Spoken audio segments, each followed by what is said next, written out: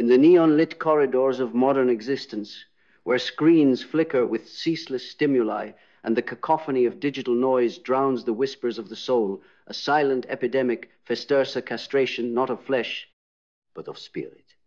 This is the tale of the overstimulated man whose essence has been dulled, whose passions have been pacified, and whose will has been shackled by the very comforts he was told would liberate him.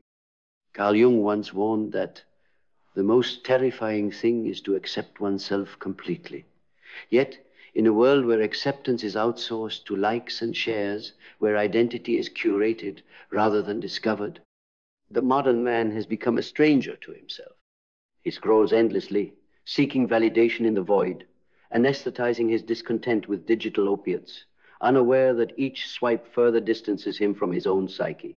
Friedrich Nietzsche foresaw this descent into mediocrity, cautioning against the emergence of the last man, a being devoid of ambition, risk, and depth, content with comfort and routine. This last man, Nietzsche lamented, makes everything small. He is the antithesis of the Übermensch, the self-overcoming individual who dares to forge his own path amidst chaos. Aldous Huxley, too, envisioned a dystopia not of oppression but of indulgence. In Brave New World, he depicted a society subdued by pleasure, where humans are conditioned to avoid discomfort at all costs. Huxley observed that the horrors of modern pleasure lie in their ability to dull the mind and spirit, leading to a populace that is enervated and debilitated. This triad of thinkers Jung, Nietzsche, Huxley, in their own way, illuminated the perils of a life unexamined, of a soul unchallenged. They beckoned us to confront the shadows within, to embrace the tumult of existence, and to resist the seductive lull of complacency. To reclaim our vitality, we must first recognize the chains that bind us. The overstimulation of modern life is not merely a byproduct of technological advancement. It is a deliberate design to keep us distracted, docile, and disconnected from our inner selves. By confronting this reality, by daring to unplug and turn inward, we embark on the arduous yet liberating journey of self-discovery. In this odyssey, discomfort becomes our compass, guiding us through the labyrinth of our psyche. We must learn to sit with our unease, to question our impulses, and to seek meaning beyond the superficial. As Jung posited, your vision will become clear only when you can look into your own heart. Let us then cast off the shackles of overstimulation, reject the emasculation of our spirit, and stride boldly into the wilderness of our own consciousness. For it is there, amidst the chaos and the unknown, that we will rediscover our strength, our purpose, and our humanity. The path is treacherous, the journey unending, but the reward is profound, a life of authenticity, depth, and unyielding passion. Embrace the struggle, for in it lies the essence of the human experience. And what is passion, if not the fire that once burned in the eyes of men who carved nations out of wilderness? Where has that fire gone? Look around you, look inside you. What once roared now simmers in silence. It is not because the flame is deaded, it is because it has been smothered by convenience, pacified by abundance, dulled by dopamine, fed to you like breadcrumbs to a bird trapped in a gilded cage. You have not lost your power. You have simply forgotten how to wield it. The overstimulated man is not weak by nature. He is born with the instincts of his ancestors, the hunter, the protector, the builder. But those instincts have been hijacked by the endless scroll, the flashing ads, the algorithmic chains that reward apathy and punish presence. We were meant to suffer, to strive, to wrestle with our demons, not sedate them with screens and synthetic pleasure. What has happened to your hunger? You have been told that anger is toxic, that masculinity is dangerous, that desire must be sterilized, ambition anesthetized, and aggression dissolved into politeness. But hear this truth. There is a sacred rage within every man, a force not meant for destruction, but for direction. Anger, when alchemized through awareness, becomes drive. Desire, when cleansed of distortion, becomes purpose. Discipline, when forged in solitude, becomes divinity. But modernity castrates this transformation before it even begins. It lulls you into a coma of contentment. Your instincts atrophy. Your will decays. And your soul, your radiant, untamed soul, becomes a whisper beneath the noise. This is spiritual sterilization.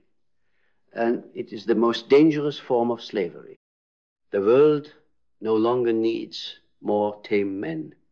It needs dangerous men who have mastered their danger. It needs men who can walk through the fire of discomfort and emerge not burnt, but reborn. Men who are no longer stimulated into submission, but awakened into sovereignty. Do not be fooled by the illusion of choice. You are not free if your desires are programmed. You are not strong if your strength is only performed for digital applause. You are not alive if you fear silence, if you flee boredom, if you cannot sit with your own mind without reaching for a screen. You were born for war, not war against others, but war against your own lower self, against the part of you that seeks comfort over courage, likes over legacy, sedation over salvation. And the battlefield is your daily life. The enemy is not out there, it is in your habits, in your indulgences, in your refusal to confront the emptiness that lurks beneath the surface. What are you hiding from? When you strip away the noise, the distractions, the validation, what remains? That is the real you. And that is who you must confront. Jung spoke of individuation, the process of becoming whole by integrating the shadow. The parts of you that you disown, repress, and fear are the keys to your liberation. The overstimulated man avoids his shadow. The awakened man walks into it. To become whole, you must first be shattered. You must let the false self die, the performative, placated version of you that society rewards. And in the ashes of that self, the true man will rise. He will not be addicted to pleasure. He will be devoted to purpose. He will not fear silence. He will dwell in it like a monk preparing for war. He will not be driven by desire. He will be led by vision. He will not be a slave to validation. He will validate his own soul through discipline, solitude, and inner knowing. This is the resurrection of the masculine spirit, not as a tyrant, but as a torchbearer. Not as a performer, but as a protector. Not as a boy chasing dopamine, but as a man forging destiny. You are not overstimulated. You are under-challenged. And that is a fate worse than exhaustion. It is a life of quiet surrender. But if you feel even the faintest flicker within you, the urge to break free, to go deeper, to rise again, then you are not too far gone. That flicker is your soul calling you home. Answer it in silence, in suffering, in sovereignty. The soul of man, when left unstimulated by purpose, will rot in the palace of comfort. You are not made for this cage, no matter how padded its walls, no matter how flattering its mirrors. Every time you reach for your phone, before you reach for your mind, you reinforce the lie that you are powerless. Every time you run from boredom, you run from yourself. And boredom, my friend, is the threshold, not the enemy. Boredom is the silence before the storm, the stillness before the truth begins to whisper. It is the sacred doorway that overstimulation slams shut. Because if you sit long enough in the emptiness, you begin to feel what you've been avoiding all along, your disconnection from meaning, your distance from God, your betrayal of your own potential. You were born to feel deeply, to rage cleanly, to love ferociously. But now you sedate every fire. The pain, numbed. The hunger, fed with poison. The calling, buried beneath notifications, mindless pleasure, and cheap connection. And then you wonder why you feel like a ghost inside your own body. The castration of the modern man is not just a metaphor. It is spiritual, psychological, and existential. It is the severing of instinct from awareness, the severing of discipline from desire, the severing of the masculine from its own mythos. You are living in a dream manufactured by people who profit from your sedation. Think about that. A man disconnected from his own primal instinct is no threat to tyranny.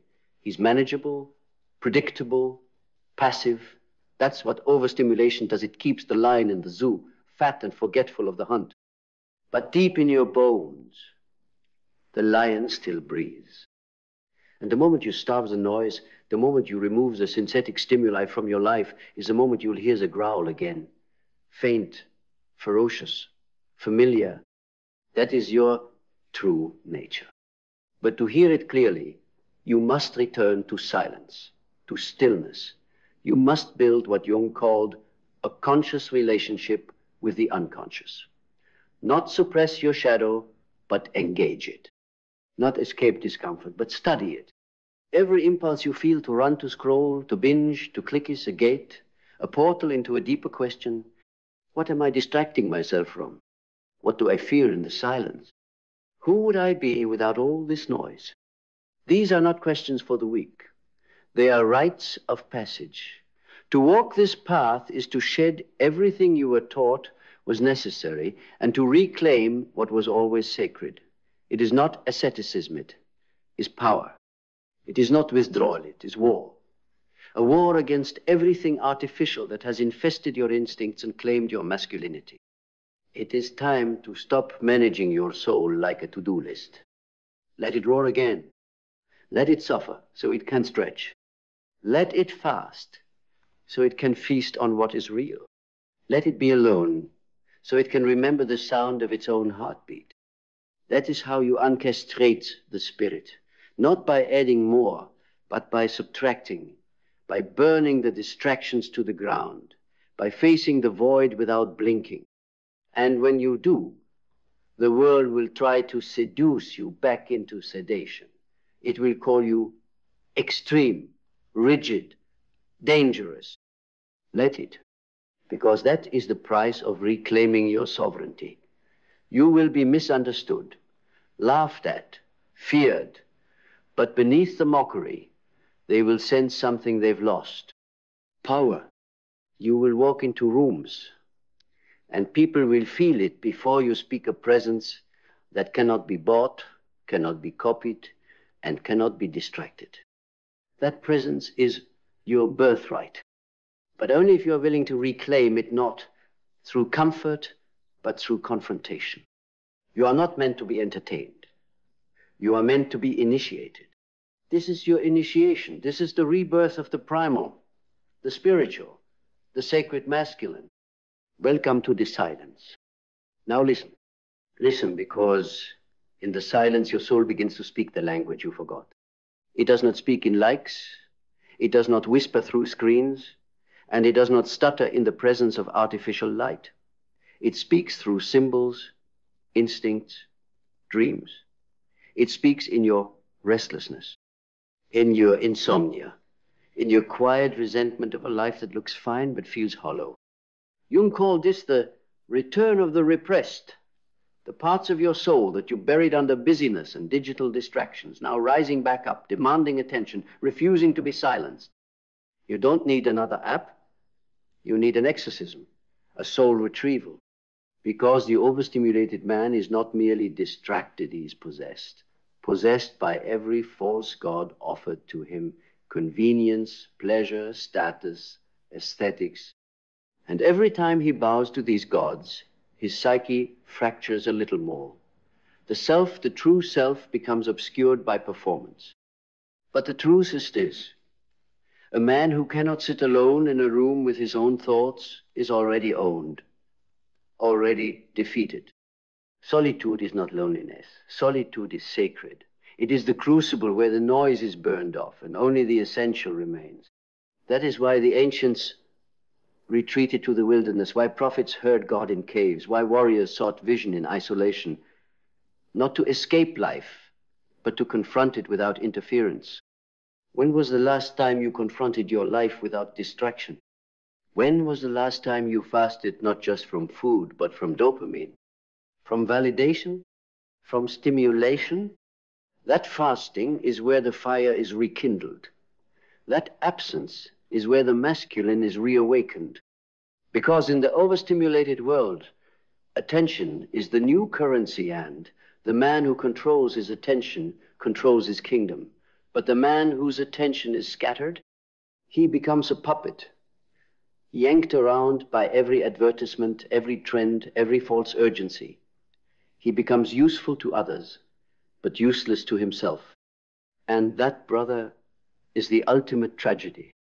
Your power lies not in how much you do, but in how little you allow to hijack your mind, in how fiercely you protect the sacred temple of your inner world. Because only in that inner world will you rediscover the wild, the divine, the mythic parts of yourself that no one taught you how to touch, because no one wanted you to. An overstimulated man is easy to manage, but a spiritually awakened man, a man who can sit in fire without flinching, a man who can deny pleasure and live in purpose, a man who knows the mythic depth of his own soul, that man is dangerous, because he cannot be seduced, because he cannot be controlled, because he remembers. He remembers that masculinity is not a performance, but a path, not an aesthetic, but a sacrifice, not about dominating others, but about mastering one's own chaos. And from that mastery, discipline is born not from force, but from reverence. You do not become disciplined by hating yourself. You become disciplined by loving who you could be. Every time you say no to the screen, the impulse, the easy way, you are saying yes to that version of you who is still possible. The version that stands tall when the world crumbles. The version who walks away from hollow applause to face the wilderness of truth. He lives inside you, and he is starving. Starving for stillness, for struggle, for meaning. Do not feed him dopamine. Feed him discipline. Do not coddle him. Challenge him. Do not stimulate him. Awaken him. This is the rebirth. And like all true births, it begins in pain, in blood, in separation from the false world into the real. You were not meant to be a slave to stimulation. You were meant to be a sovereign of spirit. And sovereignty cannot be given. It must be earned in the silence, in the fire, in the refusal to live one more day half alive. So here, you stand naked before yourself. No more illusions.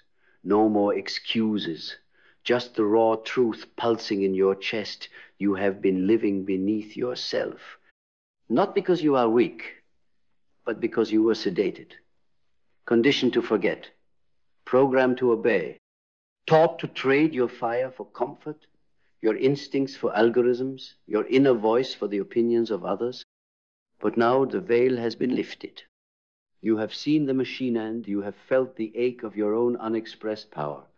That ache is sacred. That ache is your soul remembering who it is before the world told it who to be. And now you have a choice, not a choice given to you by the system, a deeper one. A choice between remaining numb, scrolling through the wasteland of overstimulation, or stepping back into the sacred chaos of your becoming. You can walk away from this truth, back into the noise, back into the false comfort. But know this, the longer you ignore the soul, the louder it screams, until one day your body breaks, your mind collapses, or worse, your spirit goes silent for good. Or you can rise, you can become a man who reclaims his attention like sacred currency, who moves through the world, not overstimulated, but overflowing with focus, presence, and primal power. A man who chooses solitude over sedation, purpose over pleasure, depth over distraction. That man terrifies the world because he cannot be bought. He cannot be shamed. He cannot be owned. He does not seek validation. He radiates self-respect. He does not conform commands. He does not chase comfort that carries the fire. That fire is inside you right now. flickering beneath the surface, waiting to be fed not with entertainment, but with meaning, not with indulgence, but with initiation. You are not broken. You are bored. You are not lost. You are overfed on lies. You are not weak. You are untrained in your own power. But that power, ancient, untamed sovereignness, never left you. It has been waiting in the silence. And now the silence has spoken. The overstimulated man dies here. The awakened man is born. And he walks forward not with noise, but with presence. Not with fear, but with fire. And nothing in this world, not fame, not failure, not pleasure, not pain, will ever own him again. Because he remembers who he is. And he will never forget again.